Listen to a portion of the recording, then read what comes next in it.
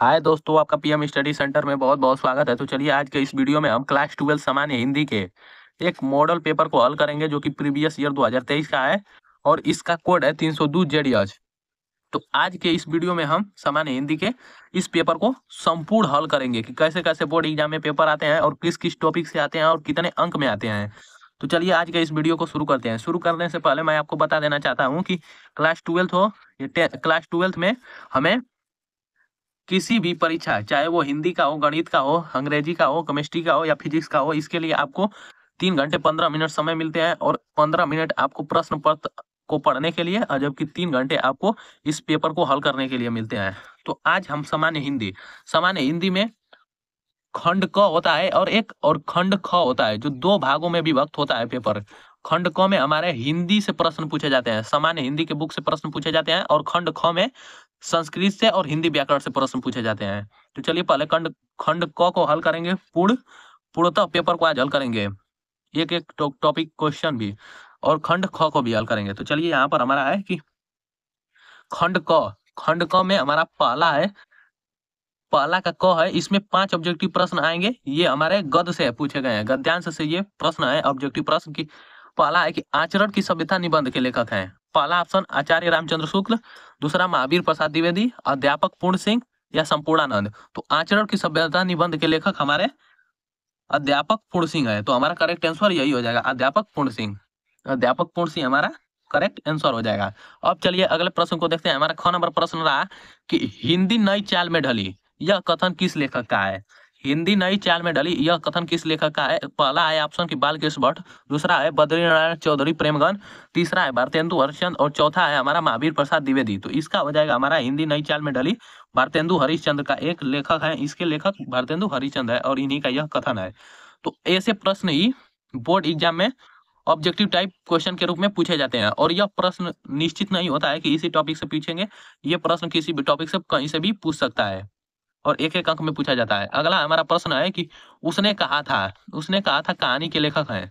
तो पहला है कि जयशंकर प्रसाद, दूसरा है कि चंद्रधर शर्मा गुलेरी, तीसरा कि भारतेंदु हरिश्चंद्र, चौथा महावीर प्रसाद द्विवेदी। तो उसने कहा था कहानी के लेखक चंद्रधर शर्मा गुलेरी हैं। तो ऑप्शन दूसरा हमारा करेक्ट आंसर हो जाएगा। अगला हमारा प्रश्न रहा चौथा प्रश्न की चिंतामणि निबंध संग्रह के लेखक हैं। तो उम्मीद करता हूं कि आपको तो इसका तो आंसर पता ही होगा क्योंकि आप इसे पढ़ चुके हैं। तो चिंतामणि निबंध संग्रह के लेखक हमारे रामचंद्र शुक्ल हैं, आचार्य रामचंद्र शुक्ल। तो ये हमारे रामचंद्र दिया है तो रामचंद्र शुक्ल हो जाएगा। अगला हमारा क्वेश्चन रहा अंग क्वेश्चन की कलम का सिपाही के रचनाकार हैं। प्रेमचंद ऑप्शन दूसरा अमृत राय, ऑप्शन 3 यशपाल और ऑप्शन चौथा जैनेन्द्र कुमार। तो हमारा कलम का सिपाही है वो अमृत राय द्वारा लिखित है। तो अमृत राय इसका करेक्ट आंसर होगा। इसी में कंफ्यूज रहते हैं कि कलम का सिपाही प्रेमचंद्र का है कि अमृत राय का है। तो मैं आपको इसका डाउट क्लियर कर देता हूं कि प्रेमचंद्र की जीवनी है। कलम का सिपाही है वो प्रेमचंद्र की जीवनी है और उसे अमृत राय बच्चन जी लिखे हैं। तो हमारा हो जाएगा कलम का सिपाही का रचनाकार अमृत राय है, प्रेमचंद्र नहीं होगा। तो ये थे हमारे 5 ऑब्जेक्टिव टाइप क्वेश्चन जो कि गद्य से पूछे गए हैं।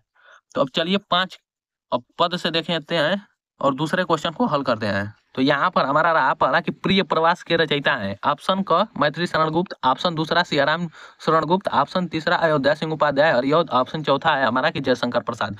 तो प्रिय प्रवास के रचयिता यह चैप्टर हमारे कक्षा 12 के कवि के जीवन परिचय में है कि यह प्रिय प्रवास के रचयिता किसके हैं। तो ये हमारे अयोध्या सिंह उपाध्याय हरिऔध के हैं। इनकी रचना प्रिय प्रवास एक महाखंड काव्य है। चलिए अगला है कि हमारा निम्न में छायावाद के कवि हैं। इनमें से कौन से कवि हैं जो कि छायावाद के कवि हैं। पहला परमानंद दास और सूरदास, चतुर्भुज दास और मुकुटधर पांडे। तो हमारा इसमें करेक्ट आंसर हो जाएगा कि मुकुटधर पांडे। तो यही है हमारे छायावाद के कवि। परमानंद दास हमारे अष्टछाप के कवि हैं और यहाँ पर सूरदास भक्ति काल के ये कवि हैं और चतुर्भुज दास ये भी भक्ति काल के हैं। तो इनमें से मुकुटधर पांडे हमारा करेक्ट आंसर हो जाएगा, छायावाद के कवि हैं। अगला ग नंबर रहा, ये सब पद से हमारे 5 क्वेश्चन है ऑब्जेक्टिव टाइप। निम्नलिखित में से कौन सा कवि छायावाद युग का नहीं है।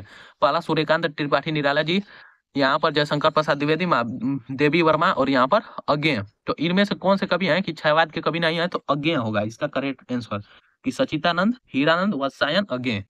अगला हमारा क्वेश्चन रहा कि रश्मि मारुति किस कोटि की रचना है। ये सब हमारे ये ये तो हमारे भक्ति काल के हैं, और ये जयशंकर प्रसाद और ये हमारे छायावाद के कवि हैं। तो इनमें से कौन सा है छायावाद के कवि नहीं है, तो अज्ञे है। देखिए यहाँ पर सूर्यकांत त्रिपाठी निराला जी और यहाँ पर जयशंकर प्रसाद द्विवेदी, ये दोनों हमारे छायावाद के कवि हैं। और महादेवी वर्मा ये भक्ति काल के, कृष्ण भक्ति काल के ये कवि हैं। और इनमें से महादेवी वर्मा भक्ति काल के हैं, और अज्ञे हमारे जो हैं वो सच्चिदानंद वत्सायन अज्ञे, ये छायावाद युग के कवि नहीं है। तो रश्मि मारुति किस कोटि की रचना है। पहला महाकाव्य, खंड काव्य, मुक्तक और यहाँ पर गद्य काव्य। तो हमारे यहाँ पर रश्मि रथी है जो वो खंड काव्य है एक, तो इसका आंसर हो जाएगा खंड काव्य। अगला देखते हैं, अंग नंबर प्रश्न रहा कि बादल को घेरते देखा है, रचना किसकी है। पहला मुक्तिबोध की, दूसरा नागार्जुन की, तीसरा त्रिलोचन की और चौथा है कि अज्ञे की। तो हमारी जो है यहाँ पर बादल को घेरते देखा है वो हमारे नागार्जुन की प्रमुख रचना है। तो इसका ऑप्शन दूसरा हो जाएगा करेक्ट आंसर। तो ये हमारे 10 मोस्ट इंपॉर्टेंट क्वेश्चन थे, जो कि 5 क्वेश्चन गद्य से पूछे गए हैं और 5 पद से पूछे गए हैं। तो इसके लिए हमें ऑब्जेक्टिव टाइप क्वेश्चन बहुविकल्पीय प्रश्न से हमें 10 अंक मिल जाते हैं। चलिए अब तीसरे प्रश्न को देखते हैं, इसको भी हल करेंगे संपूर्ण। तो तीसरा प्रश्न हमारा रहा कि दिए गए गद्यांश पर आधारित निम्नलिखित प्रश्नों के उत्तर दीजिए। यहाँ पर गद्यांश दिया गया है और इसके नीचे यहाँ पर 5 प्रश्न दिए गए हैं, और ये 10 अंक में पूछा जाता है। पांचों प्रश्न 2-2 अंक के होते हैं, और इसके लिए 10 अंक हमें बोर्ड एग्जाम में मिलता है, अर्थात तीसरे क्वेश्चन से हमें 10 अंक मिलते हैं। तो इस दिए गए गद्यांश को 2 से 3 बार पढ़ना है। यदि समझ में नहीं आए कि यह किस चैप्टर से लिया गया है, तो इसे 2 बार, 3 बार, 4 बार बढ़िया से पढ़िए और इसे समझिए कि यह किस चैप्टर से लिया गया है और इसके लेखक कौन है। तो गद्यांश से यह पूछा गया है, तो देखिए एक बार पढ़ रहे हैं और इसको स्पष्ट करते हैं कि कौन से चैप्टर से लिया गया है। तो पृथ्वी के विशाल प्रांगण में सब जातियों के लिए समान क्षेत्र है। समन्वय के मार्ग में भरपूर प्रगति और उन्नति करने का सबको एक जैसा अधिकार है। किसी जन को पीछे छोड़कर राष्ट्र आगे नहीं बढ़ सकता। अतएव राष्ट्र के प्रत्येक अंग की सुध हमें लेनी होगी। राष्ट्र के शरीर के एक भाग में यदि अंधकार और निर्बलता का निवास है, तो समग्र राष्ट्र का स्वास्थ्य उतने अंश में असमर्थ रहेगा। तो इस प्रश्न को, इस दिए गए गद्यांश को यदि आपको पढ़ने से नहीं पता चल रहा है कि किस चैप्टर से लिया गया है, तो मैंने इस पर एक गद्यांश को कैसे पहचाने, इस पर एक वीडियो बनाया था, जिसको आप किसी भी गद्यांश से आप किसी भी गद्यांश को देखकर पहचान जाएंगे कि यह किस चैप्टर से लिया गया है। और यदि वो वीडियो आपने नहीं देखी है तो जाकर देख लीजिए, क्योंकि इससे आपके 10 अंक बोर्ड एग्जाम में निर्धारित हो जाएंगे और कहीं नहीं कटेंगे। तो चलिए उसको मैं दिखाता हूँ कि कैसे इस गद्य को पहचाने। तो ये हमारा जो लिया गया है वो राष्ट्र के स्वरूप से लिया गया है, और इसके वासुदेव शरण अग्रवाल जी इसके लेखक है। अगर आप नहीं पहचान पाए इसे, तो देखिए कैसे आप पहचान पाएंगे। यदि इसको 2 से 3 बार पढ़िए और इसमें कोई शब्द को आप छाटिए। देखिए यहाँ पर राष्ट्र का स्वरूप इसका है वासुदेव शरण अग्रवाल। तो इसका ट्रिक, पद्यांश पहचानने का ट्रिक, गद्यांश पहचानने का ट्रिक यह है कि जिसमें पृथ्वी, भूमि, माँ, धरती, राष्ट्र, जन, मनुष्य, कल्पना, संस्कृति, स्वरूप, मातृभूमि, धर्म, रीति रिवाज, इतना शब्द यदि किसी भी गद्यांश में दिखाई दे दिया, तो आप समझ जाइए कि यह वासुदेव शरण अग्रवाल से लिया गया है।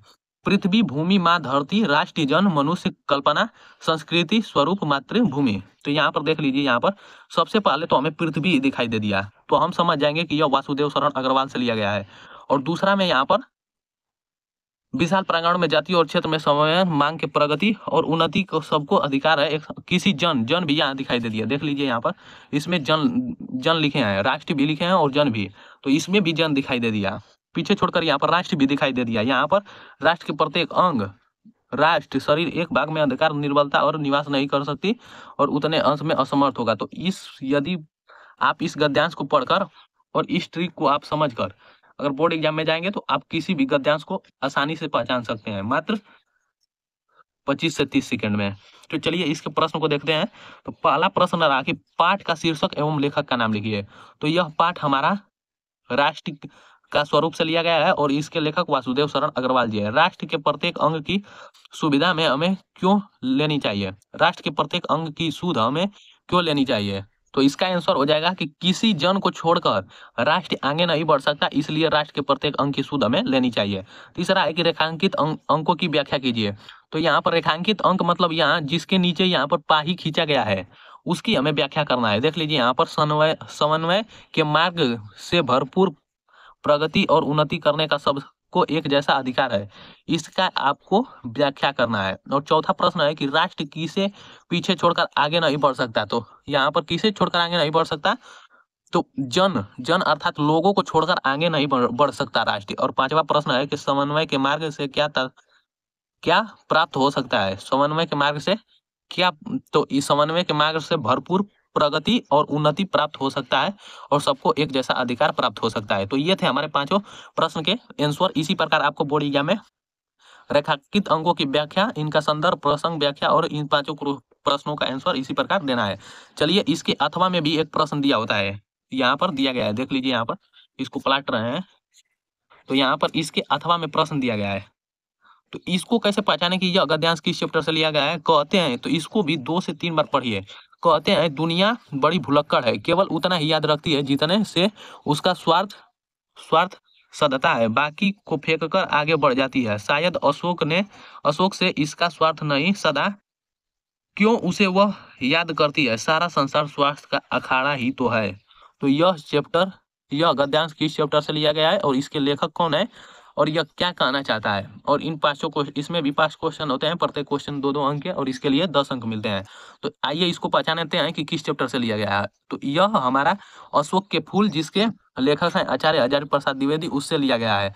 अब आप यदि नहीं पढ़े हैं इसे तो कैसे पहचानेंगे कि किस चैप्टर से लिया गया है।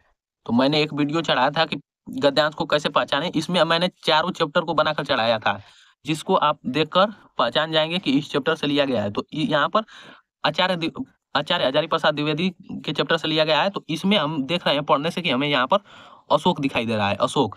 और इसका ट्रिक भी है यहाँ पर कि अशोक लग जाए, कालिदास दिख जाए, पुष्प फूल सुंदरता लग जाए दिखाई दे, या भारतवर्ष रविंद्रनाथ दिखाई दे, आर्य दिखाई दे, भारतीय संस्कृति, संसार, मानव जाति, भगवान बुद्ध और मूल संस्कृति, ये सब दिखाई दे तो समझ जाइएगा कि यह अशोक के फूल से लिया गया है। तो यहाँ पर तो हमें पढ़ने से स्पष्ट पता चल जा रहा है कि यहाँ पर शायद अशोक उसका स्वार्थ नहीं सदा।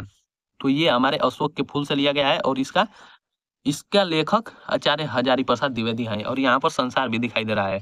तो यहाँ पर अशोक को देखकर आप समझ जाइएगा कि यह हजारी प्रसाद द्विवेदी इसके लेखक है और अशोक के फूल से लिया गया है। चलिए इनके प्रश्न का उत्तर देते हैं। तो पहला है हमारा कि उपरोक्त गद्यांश के पाठ और लेखक का नाम लिखिए। तो यह हमारा अशोक के फूल नामक पाठ से लिया गया है और इसके लेखक आचार्य हजारी प्रसाद द्विवेदी हैं। रेखांकित अंश की व्याख्या कीजिए। यहाँ पर जिसके नीचे अंडरलाइन है उसकी हमें व्याख्या करना है। तो लिखा है यहाँ पर कि कहते हैं दुनिया बड़ी भुलक्कड़ है, केवल उतना ही याद रखती है जितने से उसका स्वार्थ चल जाए और बाकी को फेंक कर आगे बढ़ जाती है। तो इसका व्याख्या कर देना है। तो इसका व्याख्या इस प्रकार भी आप कर सकते हैं बोर्ड एग्जाम में। यदि आपका इसका अर्थ नहीं पता चलता है तो आप ये लिख सकते हैं कि आचार्य हजारी प्रसाद द्विवेदी जी कहते हैं कि दुनिया बहुत भुलक्कड़ है, केवल उतना याद रखती है जितना कि इसका स्वार्थ सदता है, बाकी को फेंककर आगे बढ़ जाती है। इतना भी आप लिख देंगे तो इसके लिए 2 अंक मिलेंगे और आपके बोर्ड एग्जाम में एक भी अंक नहीं काटे जाएंगे। तो कुछ नहीं आता है तो इस प्रकार ही उतार दीजिए लिखकर कि आचार्य हजारी प्रसाद द्विवेदी जी कहते हैं कि, और यहाँ से पूरा उतार दीजिए, आपका 2 अंक मिलेगा ही मिलेगा, कोई नहीं काट सकता। और यहाँ पर हमारा तीसरा प्रश्न रहा कि अशोक को विस्तृत करने का आधार किसे माना गया है। तो अशोक को विस्तृत करने का आधार किसे माना गया है, तो यहाँ पर लोगों को ही, सारी संसार को ही अशोक को विस्तृत करने का आधार माना गया है। और यहाँ पर चौथा प्रश्न रहा कि लेखक ने दुनिया का किस तरह से व्यवहार बताया है। तो लेखक ने दुनिया का व्यवहार किस तरह बताया है, तो यहाँ पर पढ़ने से हमें पता चल रहा है कि शायद अशोक ने उसका स्वास्थ्य नहीं सदा, क्योंकि उसे वह याद रखती है जो सारा संसार स्वास्थ्य का अखाड़ा है। तो यहाँ पर लेखक ने दुनिया को किस तरह का व्यवहार बताया है, तो स्वार्थी बताया है कि दुनिया स्वार्थी है और अपने काम से काम रखती है। यहाँ पर चौथा है कि स्वार्थ का अखाड़ा किसे कहा जाता है, तो सारा संसार को स्वार्थ का अखाड़ा कहा गया है। तो ये थे हमारे 5 क्वेश्चन और उनके 5 आंसर। चलिए चौथा प्रश्न देखते हैं। और चौथा में भी हमारे पद से 10 अंक में प्रश्न पूछे जाते हैं। पद के 10 अंक पूछे जाते हैं। इसमें भी 5 प्रश्न होते हैं। यहाँ पर देखिए पहला से 5वां तक और प्रत्येक क्वेश्चन 2-2 अंक के होते हैं और ये पद से लिए जाते हैं जबकि वो गद्य थे। तो हमारा दिए गए पद्यांश पर आधारित निम्नलिखित प्रश्नों के उत्तर दीजिए। पहला है कि जल्दी के फूटे कितने वत्स, दीप कच्छप डूबे उतराए किंतु वही खड़ी रहे दृढ़ मूर्ति, अभ्युदय का कर रही उपाय, शक्ति के विद्युत कण जो व्यस्त विकुल बिखरे हैं हो निरुपाय, समन्वय उसका करे समस्त विजयनी मानवता हो जाए। तो ये इस पद्यांश को पढ़ने से हमें नहीं पता चल रहा है कि किस चैप्टर से लिया गया है। तो आपको मैंने एक ट्रिक बताया था कि पद्यांश को कैसे पहचाने, उसको एक वीडियो बनाया था, संपूर्ण वीडियो बनाया था, जो कि 5 6 7 चैप्टरों का मैंने एक ही वीडियो में चढ़ाया था कि आप कैसे पहचान सकते हैं कि कौन से चैप्टर से लिया गया है और इसके रचनाकार कौन है। तो चलिए आइए पहचानते हैं कि यह कौन से चैप्टर से लिया गया है और इसके रचनाकार कौन है। तो ये हमारा श्रद्धा मनु से लिया गया है और इसके कवि हैं जयशंकर प्रसाद द्विवेदी। तो चलिए आइए पहचानते हैं कि किस चैप्टर से लिया गया है। तो इसको 2 से 3 बार पढ़ेंगे और मिलाएंगे ट्रिक से। मैंने आपको पहले के वीडियो में एक ट्रिक बताया था, देखिए यहाँ पर कि पद्यांश को कैसे पहचाने। तो ये है उसका ट्रिक कि पद्यांश को कैसे पहचाने। ये पहले चैप्टर पवन दूतिका से भी आप पहचान सकते हैं, कई कई के अनुपात श्रद्धा मनु। तो श्रद्धा मनु को देखते हैं कि कैसे पहचान जाएंगे कि किस चैप्टर से लिया गया है। तो ये ट्रिक है कि जिसके अंत में अभिराम, घनश्याम, सुकुमार, अधखुला, अंग, छविधाम, समर्पण, पतवार, विदता, सकल समृद्धि, मानवता और निरूपाय, मंडल, अभिशाप, भोग, वरदान, चेतना, ये शब्द अगर आपके किसी पद्यांश में दिखाई दे दिए तो आप समझ जाइएगा कि यह श्रद्धा मनु से लिया गया है और इसके हमारे कवि हैं जयशंकर प्रसाद द्विवेदी। तो चलिए जयशंकर प्रसाद द्विवेदी इसमें मिलाते हैं कि कौन से शब्द हमें इसमें मिल रहा है। तो यहाँ पर देख रहे हैं कि हमारा यहाँ पर निरूपाय और यहाँ पर भी है निरूपाय। यहाँ पर देख रहे हैं कि समन्वय उसका करे समस्त बीजवानी मनौता हो जाए, मनौता। तो यहाँ पर भी मैंने मनौता लिखा था।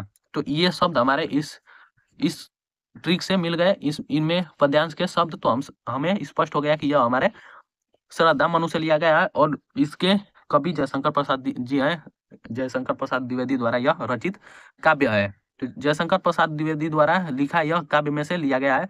और यह समझ जाइए कि श्रद्धा मनु और पवन दूतिका 2 चैप्टर में से और एक नौका विहार 3 चैप्टर में से अधिक बार पूछा गया है पद्यांश। तो आप जाकर मेरे उस वीडियो को देख लीजिए कि पद्यांश को कैसे पहचाने, उसका ट्रिक, और कहीं पर लिखकर याद कर लीजिएगा। चलिए इसके प्रश्नों को देखते हैं। तो उपयुक्त पद्यांश के कवि और कविता का नाम लिखिए। तो रेखांकित अंक की व्याख्या कीजिए। पहला है कि पद्यांश के कवि और कविता का नाम लिखिए। तो ये हमारे श्रद्धा मनु से लिया गया है और इसके रचनाकार कवि जयशंकर प्रसाद जी हैं। दूसरा है कि रेखांकित अंश की व्याख्या कीजिए। रेखांकित अंश अर्थात समन्वय उसका करे समस्त बीजवानी मनौता हो जाए। तो यहाँ पर रेखांकित अंकों की व्याख्या यह हो जाएगा कि समन्वय उसका करे समस्त बीजवानी मनौता हो जाए, अर्थात समन्वय मतलब गुणगान उसका करते हैं जो कि मानवता में सबसे विजय अर्थात उत्तम होता है। चलिए तीसरा प्रश्न यहाँ पर आ कि दृढ़ मूर्ति से आशय किसकी मूर्ति से है। तो यहाँ पर हो जाएगा इस प्रश्न का आंसर कि दृढ़ मूर्ति का आशय मानवता की मूर्ति से है। तो मानवता की मूर्ति इसका हो जाएगा आंसर। यहाँ पर देख लीजिए, लिख दृढ़ मूर्ति से आशय किसकी मूर्ति से है। तो मानवता की मूर्ति, मानवता की मूर्ति, मानवता की मूर्ति से इसका आशय है। यहाँ पर हमारा चौथा प्रश्न रहा कि उत्स और उद्भव शब्दों के अर्थ लिखिए। आप यह मत समझिएगा कि इसका आंसर 40 से 50 शब्दों में देना है। एक भी वर्ड में आप इसका आंसर देंगे तो भी 2 अंक मिलेगा और ज्यादातर आप बढ़ा चढ़ा कर लिखेंगे तो इस पर अंक कटता है। तो यह बात ध्यान रखिएगा, जितना पूछ रहा है उतना ही आपको आंसर देना है। तो उत्स और उद्भव शब्दों के अर्थ लिखिए। तो उत्स और उद्भव शब्द का अर्थ हो जाएगा कि उत्स का अर्थ होता है हमारा कि जल का स्रोत और उद्भव का अर्थ होता है उन्नति या उत्थान। तो उत्स का अर्थ हो जाएगा, उत्स का देख लीजिए यहाँ पर लिख देता हूँ। उत्स का अर्थ हमारा जल का स्रोत, तो जल का स्रोत और हो जाएगा जल का स्रोत। और उद्भव, उद्भव का हमारा हो जाएगा उन्नति, उन्नति या उत्थान होता है। तो उन्नति, उन्नति हो जाएगा, उन्नति या उत्थान। यहाँ पर है कि दीप कच्छप में कौन सा अलंकार है। दीप कच्छप, तो दीप कच्छप में हमारा उपमा अलंकार है, उपमा अलंकार। तो दीप कच्छप में हमारा उपमा अलंकार था है। तो ये हमारे 5 क्वेश्चन है जिसके लिए आपको बोर्ड एग्जाम में 2 अंक मिलते हैं, अर्थात 10 अंक।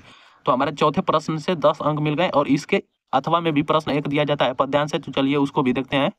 तो अब हमारा ये अथवा में प्रश्न रहा कि तुम, पद्यांश रहा कि तुम मानसहीन तुम रक्तहीन, हे अस्थिशेष हे अस्थिहीन, तुम शुद्ध बुद्ध आत्मा केवल, हे चिर पुराण हे चिर नवीन, तुम पूर्ण इकाई जीवन की जिसमें असार भव शून्य लीन, आधार अमर होगी जिस पर भावों की संस्कृति समासीन। तो ये हमारा पद्यांश है जो नौका विहार बापू के प्रति से लिया गया है, जिसके कवि हैं सुमित्रानंद पंत जी। तो इससे भी मोस्ट इंपॉर्टेंट मानकर चलिएगा, क्योंकि मैं आपसे पहले वाले पद्यांश में मैं बताया था कि श्रद्धा मनु और पवन दूतिका और नौका विहार ये तीनों से अत्यधिक बार बोर्ड एग्जाम में पद्यांश पूछा गया है और हर साल पूछा जाता है। तो इसमें प्रश्न दिए गए 5 प्रश्न की उपयुक्त पद्यांश का शीर्षक और कवि का नाम लिखिए। तो लिख देंगे कि नौका विहार बापू के प्रति से लिया गया है और इसके जो कवि हैं सुमित्रानंद पंत जी हैं। यहाँ पर रेखांकित अंकों की व्याख्या करनी है, यहाँ पर जो जिसके नीचे अंडरलाइन है उसकी व्याख्या कर देना है। यहाँ पर तीसरा है कि कौन हड्डियों का ढांचा मात्र प्रतीत होता है। तो इसका आंसर आपको देना है। और यहाँ पर चौथा है कि गांधी को कवि के चिर पुराण तथा चिर नवीन क्यों कहा जाता है। और पांचवा प्रश्न रहा कि गांधी जी के आदर्शों पर भविष्य में किसे खड़ा होना चाहिए पड़ेगा। तो ये 5 प्रश्न होते हैं जो कि 2-2 अंक के होते हैं, जिसके लिए हमें 10 अंक मिलता है। चलिए 5वां प्रश्न को देखते हैं। 5वां प्रश्न हमारा यह है कि निम्नलिखित में से एक लेखक का साहित्यिक परिचय देते हुए उनकी प्रमुख रचनाओं का उल्लेख कीजिए। तो यहाँ पर हमें एक लेखक का साहित्यिक परिचय देते हुए उनकी एक रचनाओं का यहाँ पर वर्णन करना है। अधिकतम 80 शब्दों में हमें इन लेखकों का हमें जीवन परिचय, साहित्यिक परिचय और रचना लिखना है। तो पहला है हमारा वासुदेव शरण अग्रवाल, डॉक्टर हजारी प्रसाद द्विवेदी और डॉक्टर एपीजे अब्दुल कलाम। तो आप जान जाइए कि यह तीनों लेखक का जीवन परिचय मोस्ट इंपॉर्टेंट है। और हमें लेखक के जीवन परिचय में हमें 4 हैं। एक वासुदेव शरण अग्रवाल, एक हजारी प्रसाद द्विवेदी, एक प्रोजी सुंदर रेड्डी है और एक एपीजे अब्दुल कलाम है। तो आप इनमें से यदि 3 को याद कर लेते हैं तो आपका बहुत ही पक्का हो जाएगा 5 अंक। और देखिए, यदि आप कमजोर छात्र हैं, आपको जीवन परिचय याद करने में बहुत कठिनाई होती है, तो आप केवल एक याद कर जाइए, वासुदेव शरण अग्रवाल। और ये 100% गारंटी है कि आपके बोर्ड एग्जाम में यही पूछेगा ही पूछेगा। कमजोर छात्रों के लिए यदि आप थोड़ा पढ़ने लिखने में ठीक है तो आप 2 बस याद कर जाइए, 2 जीवन परिचय, लेखक के जीवन परिचय में से केवल 2 परिचय। एक आप वासुदेव शरण अग्रवाल का याद कर जाइए और एक तीनों में से किसी एक को याद कर लीजिए। तो एक हजारी प्रसाद द्विवेदी का याद कर लीजिए। अब यदि आप याद कर पाते हैं तो 2 लेखक का साहित्यिक परिचय एवं उनकी एक कृति का उल्लेख, ये आप याद कर जाइए। आपके बोर्ड एग्जाम में 5 अंक साहित्यिक परिचय से लाने में कोई नहीं काट सकता। और मैंने इस पर वीडियो भी बना दिया है तीनों लेखकों के जीवन परिचय पर। और यदि आपने उस वीडियो को नहीं देखा है तो जाकर जरूर देख लीजिएगा। और इसे सरल भाषा में और बेहतर तरीके से लिखने का कार्य किया गया है। तो आप ये तीनों कवियों में से एक वासुदेव शरण अग्रवाल का जीवन परिचय याद कर जाइएगा। और यह 100% गारंटी है कि यही आएगा ही आएगा। चलिए यहाँ पर 6 नंबर प्रश्न रहता है यहाँ पर कि निम्नलिखित में से किसी एक का साहित्यिक परिचय देते हुए उनकी प्रमुख कृतियों पर प्रकाश लिखिए डालिए। यह भी 80 शब्द में लिखना है, जिसमें 3 कवि का नाम दिया गया है, जिसमें से एक का हमें साहित्यिक परिचय और उनकी प्रमुख रचनाओं पर प्रकाश डालना है। तो यहाँ पर अयोध्या सिंह उपाध्याय हरिऔध, जयशंकर प्रसाद और सचिदानंद हीरानंद वात्स्यायन। तो इसमें भी मैं आपको कह देना चाहता हूँ कि यदि आप कमजोर छात्र हैं, आपको साहित्यिक परिचय और जीवन परिचय जल्दी याद नहीं होता, आप केवल पासिंग मार्क लाकर बोर्ड एग्जाम में पास होना चाहते हैं, तो ये जान लीजिए कि आप केवल जयशंकर प्रसाद का जीवन परिचय याद कर जाइए। 100% गारंटी है कि यह बोर्ड एग्जाम में आएगा ही आएगा। और यदि आप पढ़ने लिखने में ठीक हैं और आप 90 प्लस 95 प्लस मार्क लाना चाहते हैं तो केवल 2 याद कर जाइए 2। और यदि आप अधिक से अधिक याद करना चाहते हैं तो 3 याद कर जाइए। एक जयशंकर प्रसाद का जीवन परिचय, साहित्यिक परिचय और इनकी रचनाएं आपको याद करना है, चाहे वो अधिक से अधिक तेज छात्र हो क्यों ना हो और कमजोर छात्र क्यों ना हो। और दूसरा पर हमारा अयोध्या सिंह उपाध्याय हरिऔध। और तीसरा पर आप याद करना चाहते हैं तो यहाँ पर सचिदानंद हीरानंद वात्स्यायन अगेन का भी याद कर सकते हैं, या तो आप सुमित्रानंद पंत का याद कर सकते हैं। और आप 3 कवियों का जीवन परिचय याद कर लीजिएगा, अधिक इंटेलिजेंट छात्र। चलिए अब आते हैं 6वें प्रश्न पर। यहाँ पर पंचलाइट अथवा ध्रुव यात्रा की कहानी का सारांश लिखिए। अधिकतम यहाँ पर सीमा दिया गया है 80 शब्द का। और यहाँ पर हमें अथवा में बहादुर की कहानी लिखने के लिए गया है। तो आप केवल बोर्ड एग्जाम में एक याद कर जाइए, बहादुर की कहानी का उद्देश्य स्पष्ट कीजिए, एक याद कर जाएंगे। और जो छात्र 2 याद किए हैं उनके लिए और भी बेहतर है, क्योंकि आप बहादुर अथवा पंचलाइट ये बोर्ड एग्जाम में अधिक बार दिया है। ध्रुव यात्रा तो कभी कभी दे देता है, ध्रुव तारा यहाँ पर मिस प्रिंट किया गया है क्योंकि दूध तारा नहीं ध्रुव यात्रा होगा। तो आप यदि याद करने में सक्षम है तो बहादुर और पंचलाइट दोनों की कहानी याद कर आप बोर्ड एग्जाम में जाइए। और यहाँ पर आपके लिए 5 अंक मिलते हैं। तो सबसे पहले आप बहादुर की कहानी को याद करिएगा, फिर पंचलाइट, क्योंकि ये दोनों के दोनों ही देते हैं बोर्ड एग्जाम में। चलिए अगले प्रश्न को देखते हैं। 7 नंबर प्रश्न हमारा रहा। तो हमारा यहाँ पर 7वां प्रश्न रहा कि स्वपठित खंड काव्य के आधार पर किसी एक खंड के प्रश्न का उत्तर अधिकतम 80 शब्दों में दीजिए। इसके लिए भी आपको बोर्ड एग्जाम में 5 अंक मिलते हैं। तो इसमें हमारे लगभग 6 खंड काव्य हैं, 6 खंड काव्य हैं, जिसमें से आपके जिले में जो खंड काव्य चलता है उसको आप याद कर बोर्ड एग्जाम में जाइए और उसमें से आपको वही लिखना है, दूसरा नहीं लिखना है। और ये 6 आपके बोर्ड एग्जाम में आते हैं। और 6 में से आपको जो आपके जिले में स्वपठित खंड काव्य चलता है उसी का आपको उत्तर देना है। तो यहाँ पर मुक्ति यज्ञ खंड काव्य है, वो हमारे यहाँ पर मुक्ति यज्ञ है जो हमारे कानपुर, जौनपुर, मुरादाबाद, फैजाबाद, एटा और ललितपुर क्षेत्रों के लिए है। तो चलिए यहाँ पर लिख भी देता हूँ। यहाँ पर कि मुक्ति यज्ञ जो है वो हमारे कौन कौन से जिले के लोग पढ़ेंगे, पढ़कर जाएंगे और बोर्ड एग्जाम में लिखेंगे। यहाँ पर कानपुर, ये हमारा हो जाएगा कानपुर और जौनपुर, कानपुर में भी पढ़ना है, जौनपुर भी में पढ़ना है, मुरादाबाद, फैजाबाद,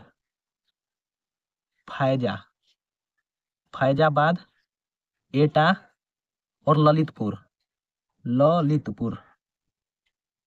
इन सभी जिलों के लिए ललितपुर, यहाँ पर कानपुर, जौनपुर, मुरादाबाद, फैजाबाद, एटा और ललितपुर, इन सभी जिलों के छात्रों को यह मुक्ति यज्ञ पढ़कर जाना है बोर्ड एग्जाम में। अब हमारा दूसरा है यहाँ पर कि सत्य की जीत खंड काव्य का कथनांक अपने शब्दों में लिखिए या सत्य की जीत के आधार पर धृतराष्ट्र का चरित्र चित्रण कीजिए। तो यहाँ पर हमारा सत्यजीत है वो कौन कौन से जिले के लोगों के लिए पढ़ना है, तो देख लीजिए यहाँ पर सत्य की जीत। तो सत्य की जीत हमारे द्वारिका प्रसाद महेश्वरी द्वारा रचित खंड काव्य है और इसको हमें झांसी, बदायूं, प्रतापगढ़, रामपुर, पीलीभीत, लखनऊ, इटावा, बलिया, बिजनौर क्षेत्रों के लिए पढ़ना है। तो चलिए मैं लिख भी देता हूँ, झांसी अर्थात जो झांसी जिले के हैं उनको भी यह पढ़कर जाना है बोर्ड एग्जाम में। झांसी, बदायूं और यहाँ पर प्रतापगढ़ जिले के छात्रों को भी पढ़कर जाना है बोर्ड एग्जाम में। रामपुर जिले के भी छात्रों को पढ़कर जाना है। पीलीभीत जिले के भी लोगों को छात्रों को बोर्ड एग्जाम में सत्य की जीत को पढ़कर जाना है। और लखनऊ के छात्रों के बोर्ड एग्जाम में भी यही खंड काव्य आएगा, सत्य की जीत। इटावा, बलिया, बिजनौर, तो इटावा, बलिया और हमारा बिजनौर, इन सभी जिलों के छात्रों को सत्य की जीत बोर्ड एग्जाम में पढ़कर जाना है। तो इन सभी जिलों के लिए हमें सत्यजीत पढ़ना है। चलिए आइए तीसरा है यहाँ पर कि रश्मि रथी खंड काव्य का कथन लिखिए और रश्मि रथी के नायक कर्ण का चरित्र चित्रण कीजिए। तो रश्मि रथी में हमारे कर्ण का इसमें वर्णन किया गया है, कर्ण की दानवीरता और उनके वीरता का यहाँ पर वर्णन किया गया है, जो कि रामधारी सिंह दिनकर इस महाखंड काव्य के लेखक हैं। तो रश्मि रथी हमारे किन किन जिलों के छात्रों के लिए पढ़ना है, तो ये हमारे वाराणसी, बुलंदशहर और मथुरा, मुजफ्फरनगर, फतेहपुर, उन्नाव और देवरिया जिले के लोगों के लिए हमें रश्मि रथी पढ़ना है। तो चलिए लिख भी देता हूं यहाँ पर, वाराणसी के छात्रों को रश्मि रथी पढ़ना है, वाराणसी। और यहाँ पर बुलंदशहर जिले के छात्रों को भी रश्मि रथी पढ़ना है, मथुरा के छात्रों को भी रश्मि रथी पढ़ना है और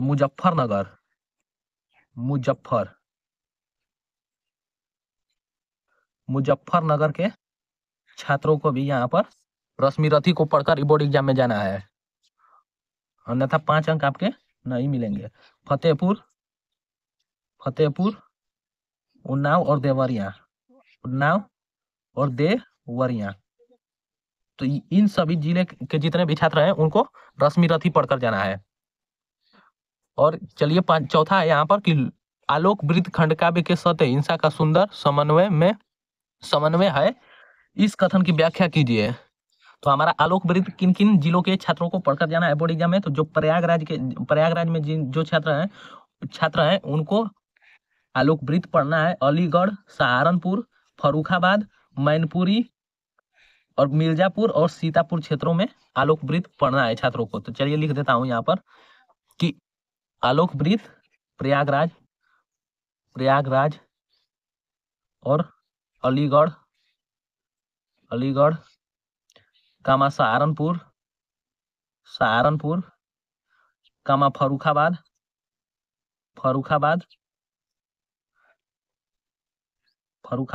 मैनपुरी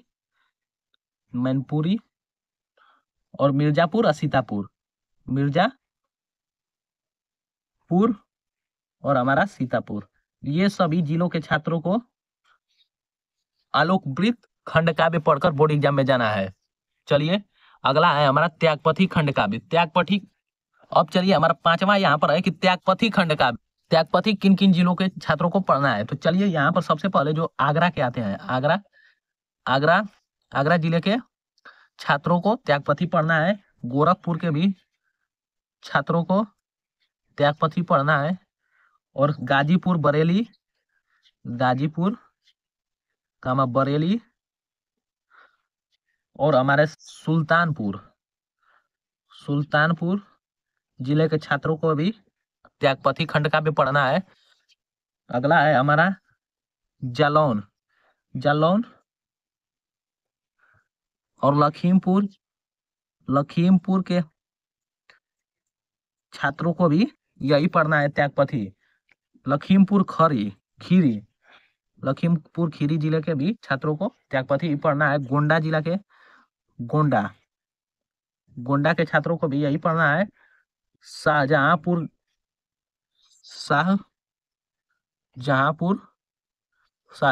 जिले के छात्रों को भी त्यागपथी खंड का भी पढ़ना है। और बाराबंकी इन सभी जिलों के जो छात्र हैं उनको त्यागपथी खंड का भी पढ़ना है। चलिए आइए, और लास्ट हमारा खंड काव्य है श्रवण कुमार खंड काव्य कि ये हमारे खंड काव्य किन किन जिले के लोगों को लिए पढ़ना है। तो यहाँ पर सबसे बता दूं कि मेरठ, आजमगढ़, बस्ती, रायबरेली, हरदोई, बांदा, बहराइच और हमीरपुर क्षेत्रों के लिए यह पढ़ना है। देखिए यहाँ पर मेरठ, आजमगढ़, बस्ती, रायबरेली और हरदोई, बांदा, बहराइच, हमीरपुर इन सभी क्षेत्र के जो छात्र हैं, इन सभी जिलों के जो छात्र हैं उनको श्रवण कुमार खंड काव्य का सारांश पढ़कर बोर्ड एरिया में जाना है।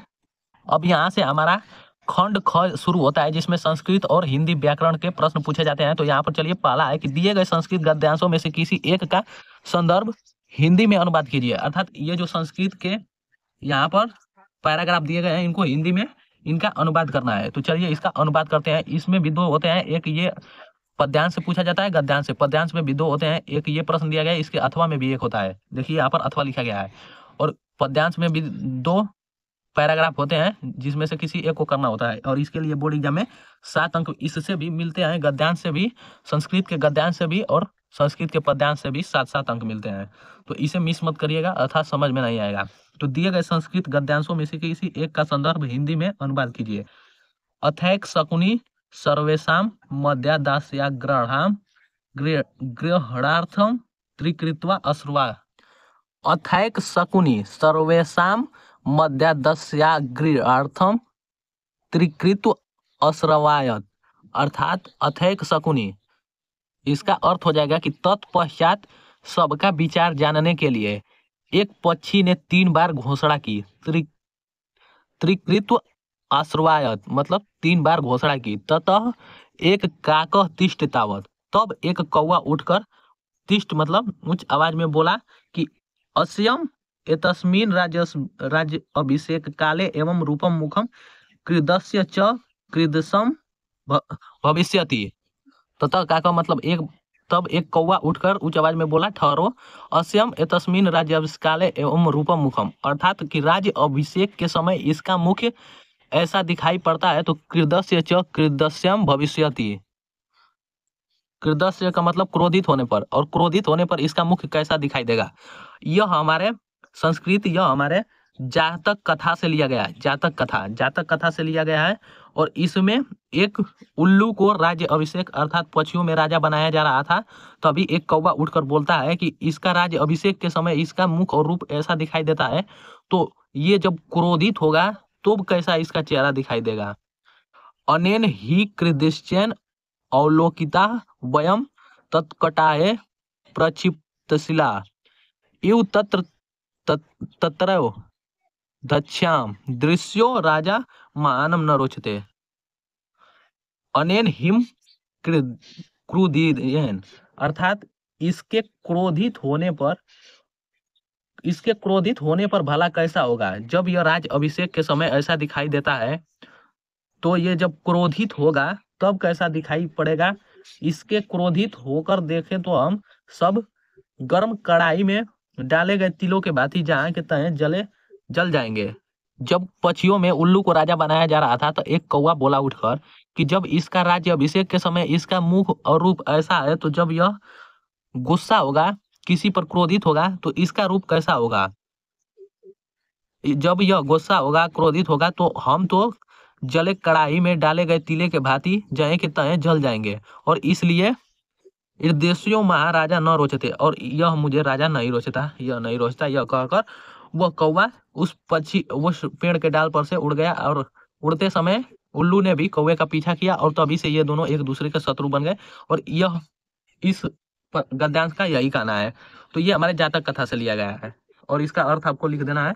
इसके लिए बोर्ड एग्जाम में आपको 7 अंक मिलते हैं। 2 अंक किस चैप्टर से लिया गया है, संदर्भ इसका क्या है, और 5 अंक इसके अर्थ पर मिलता है। इसके अथवा में भी यह दिया गया है कि बौद्ध युगे इमे सिद्धांता व्यक्ति जीवनस्य अभ्युत्थानाय प्रयुक्ता आसन, अर्थात बौद्ध काल युग से यह सिद्धांत व्यक्तिगत जीवन में उन्नति के लिए प्रयुक्त होता है। अर्थात बौद्ध काल से ही यह सिद्धांत, ये हमारा जो ये गद्यांश लिया गया है वो हमारे पंचशील सिद्धांत से लिया गया है, जिसका अर्थ है पंचशील का सिद्धांत।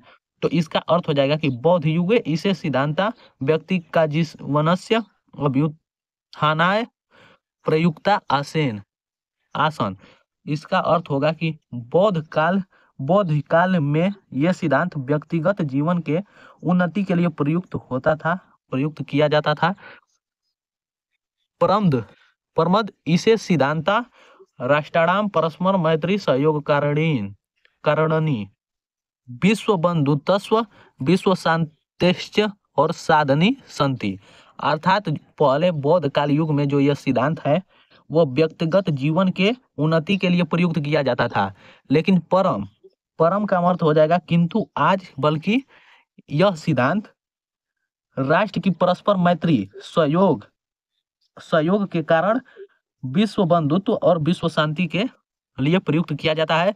राष्ट्र नायकस्य श्री जवाहरलाल नेहरू महोदयस्य प्रधानमंत्री काले चीन देशम सह भारतस्य मैत्री पंचशील सिद्धांतीकृत्य एभावत। अर्थात राष्ट्र के नायक श्री जवाहरलाल नेहरू महोदय के प्रधानमंत्री काल में पंचशील के सिद्धांत को स्वीकार करने के लिए चीन देश के साथ भारत की मित्रता के लिए गए, और इसी से राष्ट्र में बौद्ध धर्म में निष्ठा रखने वाले, अर्थात इस लाइन का कहने का अर्थ है कि राष्ट्र के नायक श्री जवाहरलाल नेहरू महोदय प्रधानमंत्रित्व काल में पंचशील के सिद्धांत को स्वीकार करके चीन और भारत के देश मित्रता का हाथ बढ़ाया।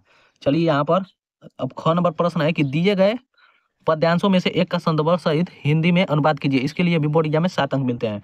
यहाँ पर है कि परोक्षे कार्यहारम प्रत्यक्षे प्रियवादिनम वर्ज्याते दृश्यम मित्रम विस्कुंभम प्योमुखम।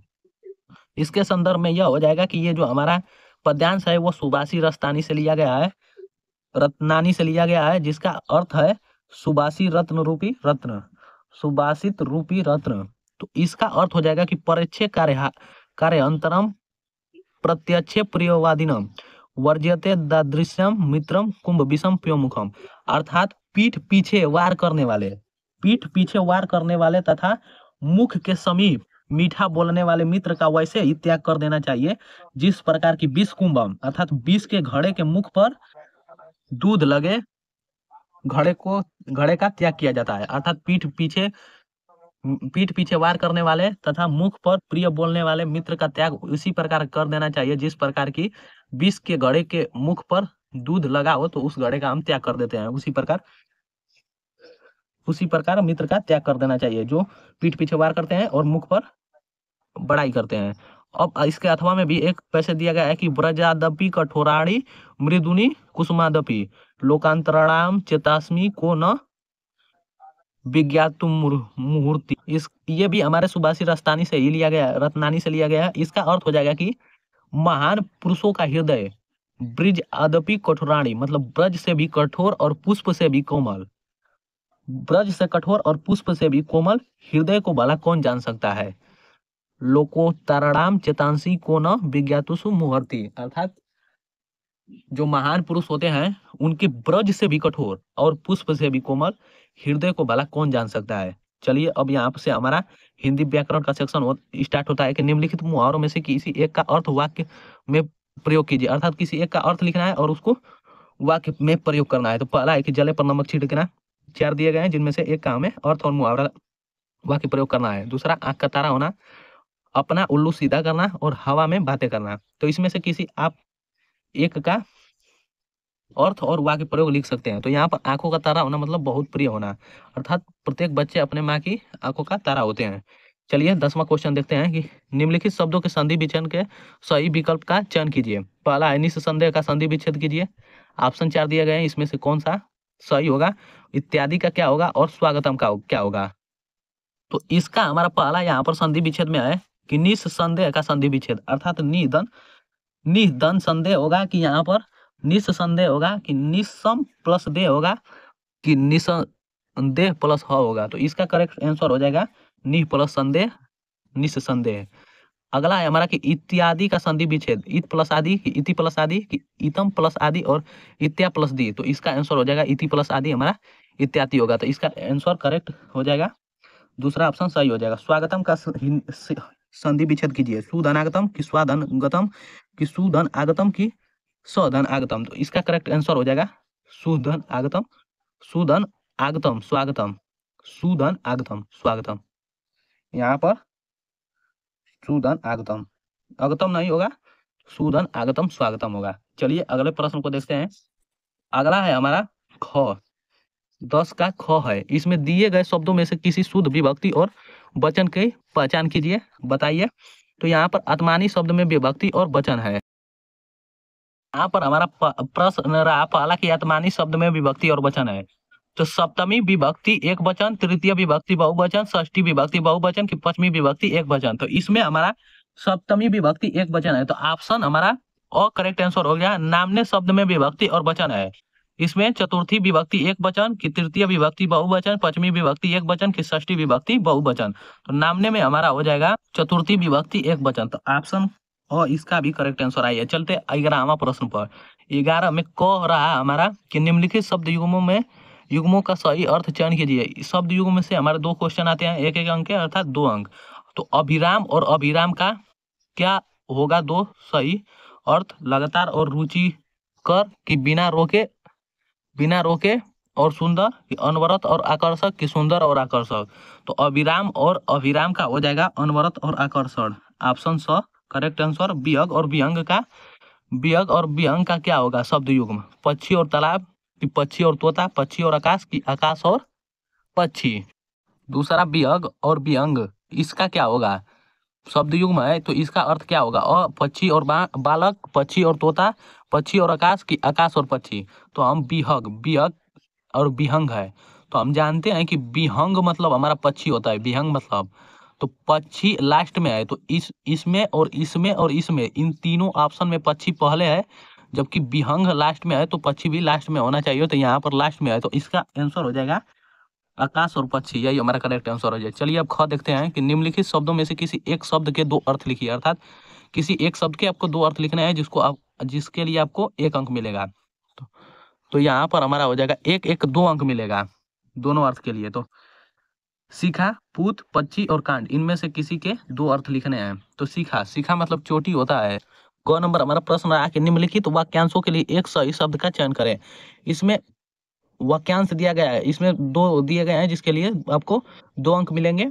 और ऑप्शनल है, ट्रिक लगाना है। तो रास्ता दिखाने वाला है, दूरदर्शी कि समदर्शक कि मार्गदर्शक कि प्रियदर्शी। तो रास्ता दिखाने वाला मार्गदर्शक होता है जिसका कोई अंत ना हो। तो इसका हो जाएगा हमारा अनंत। आपको बोर्ड एग्जाम में इसी प्रकार टिक लगाना होता है। चलिए अगला प्रश्न को देखते हैं। प्रश्न नंबर 11 का घर आ कि निम्नलिखित में से किन्हीं 2 वाक्यों को शुद्ध करके लिखिए। इसके लिए भी 2 वाक्यों को शुद्ध करके लिखेंगे तो 2 अंक मिलेंगे। पहला कि श्याम और मोहन बात कर रहा है। यदि श्याम और मोहन आपस में बात कर रहे हैं तो इसका हो जाएगा रहा है, गलत वर्ड है ये। श्याम और मोहन बात कर रहे हैं होगा इसका आंसर। दूसरा है कि प्रधानाचार्य जी ने हस्ताक्षर कर दिया। तो प्रधानाचार्य जी ने हस्ताक्षर कर दिए होगा इसका। मैं गृह कार्य कर लिया हूँ। मैं अपना गृह कार्य कर लिया, मैंने गृह कार्य कर लिया है। इसका आंसर हो जाएगा कि मैंने गृह कार्य कर लिया है। चौथा है कि चंद्रमा आकाश में निकलता था तो अब भी निकलता है चंद्रमा आकाश में ही, तो हो जाएगा चंद्रमा आकाश में निकलता है। अब यहाँ पर 12 नंबर प्रश्न रहा को कि श्रृंगार रस अथवा वात्सल्य रस का अस्थायी भाव के साथ उदाहरण अथवा परिभाषा दीजिए, उदाहरण और परिभाषा दीजिए। तो श्रृंगार रस और वात्सल्य रस, तो इसमें श्रृंगार रस की आप परिभाषा लिख दीजिएगा और इसके लिए आपको बोर्ड एग्जाम में 1 अंक परिभाषा पर और 1 अंक उदाहरण पर मिलता है। इसका ख रहा कि यमक अलंकार और रूपक अलंकार, यमक अलंकार अथवा रूपक अलंकार का आपको लक्षण और उदाहरण लिखना है। इसके लिए भी 2 अंक, 1 अंक परिभाषा पर और 1 अंक उदाहरण पे मिलता है। ग है कि चौपाई छंद अथवा सोठा छंद का मात्रा सहित लक्षण तथा उदाहरण लिखिए। इसके लिए भी बोर्ड एग्जाम में 2 अंक, 1 अंक परिभाषा पर और 1 अंक उदाहरण और लक्षण पर। चलिए अब 13 नंबर प्रश्न को देखते हैं कि शिक्षा ऋण प्राप्त करने के लिए बैंक प्रबंधक को आवेदन पत्र लिखिए। तो पत्र लेखन हमारा 6 अंक में आता है। बैंक प्रबंधक को शिक्षा ऋण प्राप्त करने के लिए पत्र लिखना है अथवा नगर में अतिक्रमण की समस्या के निवारण हेतु महापौर को पत्र लिखना है। इसके पत्र हमारा लिखने के लिए 6 अंक में आता है। चलिए 14 नंबर प्रश्न रहा हमारा हिंदी के पेपर का लास्ट प्रश्न कि निम्नलिखित विषयों में से किसी एक पर अपनी भाषा शैली में निबंध लिखिए। अर्थात जो आपको समझ में आ रहा है उसी भाषा में आपको इस पर लिखना है निबंध। तो पहला है पर्यावरण संरक्षण की आवश्यकता, महामारी के संबंध में जागरूकता के उपाय, मेरे प्रिय उपन्यासकार और भारतीय कृषकों की समस्या एवं समाधान। तो ये हमारे 4 टॉपिक दिए जाते हैं जिनमें से आपको एक टॉपिक पर निबंध लिखना होता है, जिसके लिए आपको बोर्ड एग्जाम में 9 अंक मिलते हैं, 9 अंक। तो ये बहुत ही बड़ा डिजिट है, तो इसे मिस मत करिएगा। और मैंने पर्यावरण संरक्षण की समस्या और समाधान पर वीडियो बनाया है, यदि आपने नहीं देखा है तो जाकर देखिए। और यही आएगा ही आएगा क्योंकि यह लगातार आता है। और मेरे प्रिय उपन्यासकार या कवि या साहित्यकार ये देता है बोर्ड एग्जाम में। तो आप बोर्ड एग्जाम की दृष्टि के लिए आप ये पर्यावरण संरक्षण की समस्या और समाधान को तैयार कीजिए बोर्ड एग्जाम में। और यहाँ पर मेरे प्रिय कवि या उपन्यासकार या साहित्यकार को आप तैयार कीजिए। इन दोनों पर मैंने वीडियो आपको बनाया है और नहीं देखा है तो जाकर देखिए। तो धन्यवाद, बहुत बहुत धन्यवाद वीडियो को लास्ट तक देखने के लिए। और इसी प्रकार के क्वेश्चन आपके बोर्ड एग्जाम में आएंगे ही आएंगे। तो उम्मीद करता हूँ दोस्तों कि आपको यह वीडियो बहुत ही पसंद आया होगा। और यदि वीडियो पसंद आया होगा तो इसे ज़्यादा से ज़्यादा लाइक, शेयर और चैनल को सब्सक्राइब करना ना भूलें। और वीडियो को पूरे लास्ट तक देखने के लिए बहुत बहुत धन्यवाद।